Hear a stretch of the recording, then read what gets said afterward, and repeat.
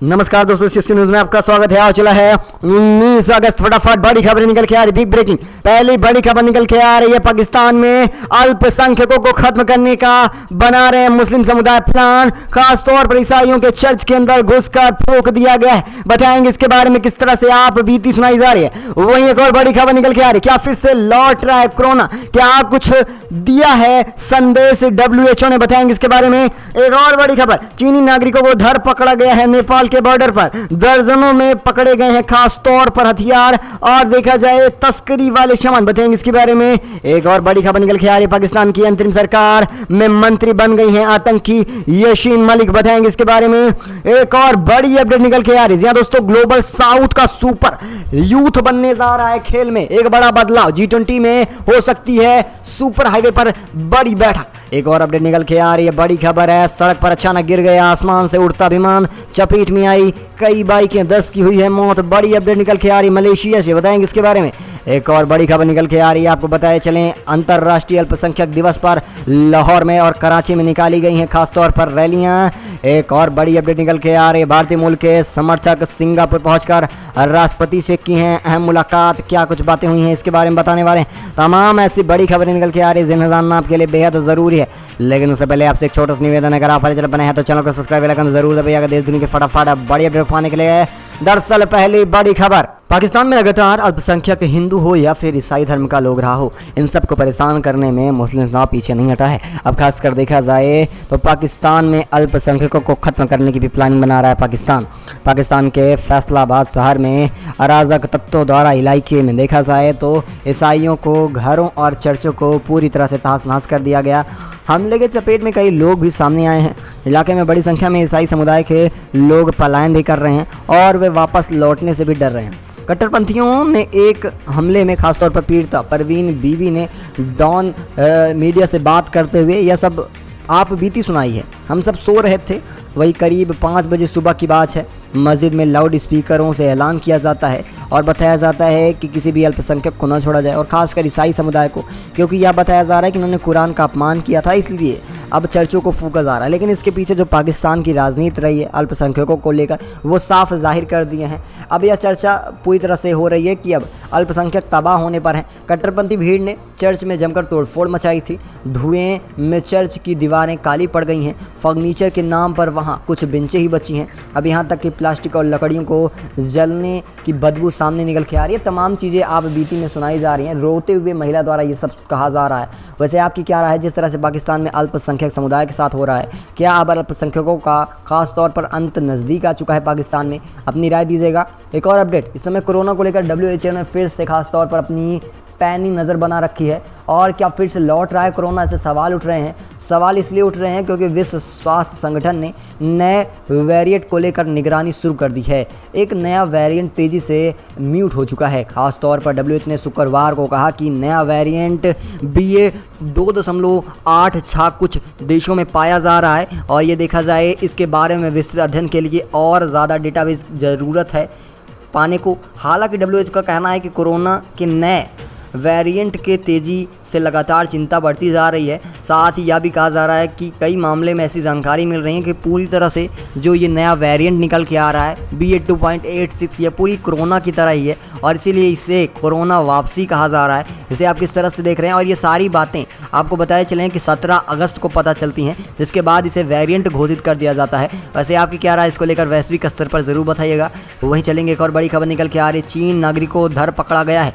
लूटा नेपाल से दर्जनों का खास तौर पर पकड़े गए हैं हथियार और यहां पर जेल में डाल दिया गया है। नेपाल पिछले कई दिनों से देखा जाए चीनी नागरिकों की धरपकड़ में जुटा हुआ है। अब तक करीब 2 दर्जन लोगों को गिरफ्तार कर लिया गया है। नेपाल के केंद्रीय जांच ब्यूरो यानी कि CBI ने शुक्रवार को 60 किलो सोने की तस्करी मामले में कथित संलिप्त 2 लोगों और चीनी नागरिकों को गिरफ्तार कर लिया गया है। CBI की प्रमुख कुबे कवायदा ने फ़ोन कर NI को बताया और उन्हें बताया किस तरह से सोने की तस्करी इस समय नेपाल में बढ़ती जा रही, वो भी चीनी नागरिकों की तरफ से, और हथियार भी जब्त किए जा रहे हैं। और देखा जाए गिरफ्तार चीनी नागरिकों की पहचान उजागर नहीं हो पाई है, आधिकारिक पुष्टि अभी नहीं की गई है। और देखा जाए ये मामला आज से नहीं, लगभग 1.5 महीनों से लगातार सोने तस्करी का चल रहा है। इससे लेकर आपकी क्या राय है ज़रूर दीजिएगा। एक और बड़ी खबर निकल के आ रही है, पाकिस्तान में फिर से आतंकियों के बननी जा रही है सरकार। भारत में कश्मीर के अलगाववादी नेता और टेरर फंडिंग मामले में जेल में बंद यासिक मलिक की पत्नी मसला हुसैन मलिक को पाकिस्तान सरकार ने बड़ी जिम्मेदारी दे दी है। मसला को पाकिस्तान के कार्यवाहक प्रधानमंत्री अनवर उल हक की कैबिनेट में जगह मिल गई है। मुसाल हुसैन मलिक वरिष्ठ मंत्री के समक्ष पद के साथ प्रधानमंत्री के 4 विशेष सलाहकारों में से एक हैं। वह कर कैबिनेट मानवाधिकार और महिला सशक्तिकरण पर पीएम को सलाह देने वाली हैं। मुसाल ने शुक्रवार को अपने पद की शपथ ली। यासीन मलिक की पत्नी मुसाल का जन्म पाकिस्तान में हुआ था। मुसाल के पिता हुसैन मलिक एक अंतर्राष्ट्रीय अर्थशास्त्री थे। हुसैन बॉन्ड विश्वविद्यालय के अर्थशास्त्र विभाग में प्रमुख भी रहे हैं। नोबेल पुरस्कार जूरी से पहले पाकिस्तानी सदस्य रहे थे। देखा जाए मुसाल की मां पाकिस्तानी मुस्लिम लीग की महिला इकाई की पूर्व महासचिव रह चुकी हैं। मुसाल के भाई हैदर अली विदेश मंत्री के नीति विद्वान रहे हैं और अमेरिका के प्रोफेसर भी। वहीं देखा जाए मुसाल ने लंदन स्कूल में इकोनॉमिक स्नातक किए और डिग्री हासिल की है। यासीन मलिक से छोटी देखा जाए 20 साल उम्र है खास तौर पर इनका। ये तमाम चीज़ें निकल के आ रही हैं। आप इसे किस तरह से देख रहे हैं अपनी राय दीजिएगा, क्योंकि एक आतंकी की पत्नी खास तौर पर देखा जाए पाकिस्तान में मंत्री बनी बैठी है। इसे लेकर अपनी राय दीजिएगा। वहीं एक और बड़ी खबर निकल के आ रही है। जहाँ दोस्तों आपको बताते चलें कि लगातार देखा जाए जिस तरह से अल्पसंख्यकों को सताया जा रहा है, इन सब को लेकर अब अंतर्राष्ट्रीय अल्पसंख्यक दिवस पर कराची और लाहौर में निकाली गई हैं मार्च यात्राएं। पाकिस्तान सरकार के सामने रखी है बड़ी मांग। लगातार देखा जाए तो खास तौर पर अल्पसंख्यकों को सताया जा रहा है, वो चाहे कोई भी देश क्यों ना हो। अंतर्राष्ट्रीय अल्पसंख्यक दिवस के अवसर पर एक बार फिर कराची के फोरा हॉल पाकिस्तान दावेदार इल्तिहाद अल्पसंख्यक अधिकार मार्च निकाला गया। आयोजन किया गया था। मार्च के दौरान हज़ारों की संख्या में हिंदू, ईसाई, पारसी ये सब लोग जुटे थे। दरबार इत्तेहाद के अध्यक्ष सीवा काची भी शामिल रहे थे। मुख्य बिंदुओं पर माध्यम से अल्पसंख्यक समुदाय के खिलाफ चल रहे अत्याचारों पर सरकार को तत्काल नोटिस की मांग की गई है और जल्द से जल्द खास तौर पर इन सब को लेकर कार्रवाई होनी चाहिए। अल्पसंख्यक लड़कियों के अपहरण, धर्मांतरण, परिवर्तन और इसके लिए समाधान निकालना, थार एक्सप्रेस की तत्काल बहाली करना, प्रिया कुमारी और जो बच्चों सहित अन्य को बंधक बनाया गया है डाकुओं से मुक्त कराओ, धार्मिक कानून का दुरुपयोग न हो, नफरत और भेदभावपूर्ण व्यवहार बंद किए जाएं, भगवत गीता और रामायण को शैक्षिक पाठ्यक्रम में शामिल किया जाना चाहिए, पूजा करने की पूरी स्वतंत्रता होनी चाहिए। ये सब पाकिस्तान से आवाज़ें निकल के आ रही हैं। इसे आप किस तरह से दे रहे हैं? संविधान में धर्म की परवाह किए बिना सभी नागरिकों को समान दर्जा दिया जाए, संविधान कानूनी ढांचे और सार्वजनिक नीतियों के सभी प्रकार से भेदभाव न किया जाए। और उन्होंने कहा कि जबरन धर्म परिवर्तन और उत्पीड़न में हिंसक तभी तरीके के अपराधियों को सख्त सज़ा दी जाए। इसे आप किस तरह से देख रहे हैं? अपनी राय दीजिएगा। क्या सचमुच इसे सब बंद करना चाहिए? क्या अल्पसंख्यकों के साथ सच में खास तौर पर दुराचार हो रहा है? अपनी राय दीजिएगा। एक और बड़ी खबर निकल के आ रही है। भारतीय मूल के थारमन सिंगापुर पहुंचे, राष्ट्रपति से की मुलाकात।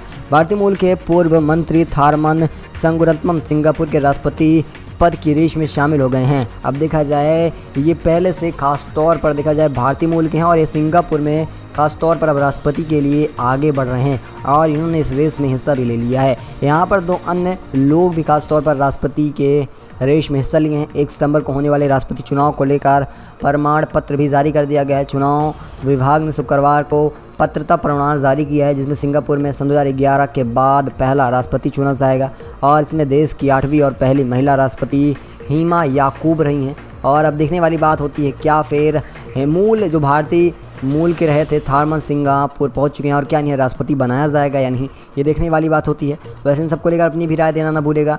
चलेंगे एक और बड़ी खबर पर। ग्लोबल साउथ का सुपर पावर बनने जा रहा है भारत।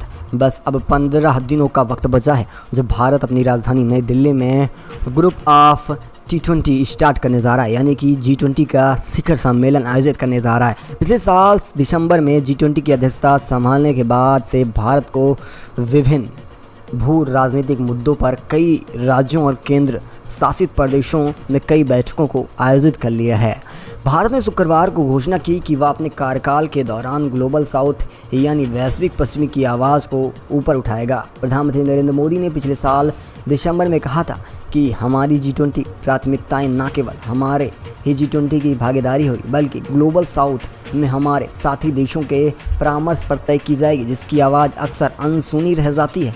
ये तमाम बातें रखी जा रही हैं। अब इसके बाद क्या कुछ होने वाला है? भारत सरकार ने विशेष रूप से यूक्रेन पर रूस के आक्रमण के बाद वैश्विक दक्षिण की चिंताओं को उठाना शुरू कर दिया और इस पे कहा ध्यान केंद्रित करने की ज़रूरत है। ग्लोबल साउथ क्या है और इसकी आवाज़ क्यों दबाई जा रही थी और इसे किस तरह से भारत एक नया आईना दिखा रहा है। ग्लोबल साउथ का इस्तेमाल एशिया, अफ्रीका और लैटिन अमेरिका के विकासशील देशों में हो रहा है और इसके संदर्भ में भारत आवाज़ उठा रहा है। और देखा जाए जबकि संयुक्त राज्य अमेरिका, कनाडा, यूरोप, सऊदी अरब, ऑस्ट्रेलिया, न्यूजीलैंड जैसे आर्थिक रूप से विकसित देश लगातार ग्लोबल नॉर्थ का ही गठन कर रहे थे, लेकिन वहीं भारत एक नई राह दिखा रहा है पूरी तरह से ग्लोबल लेवल पर।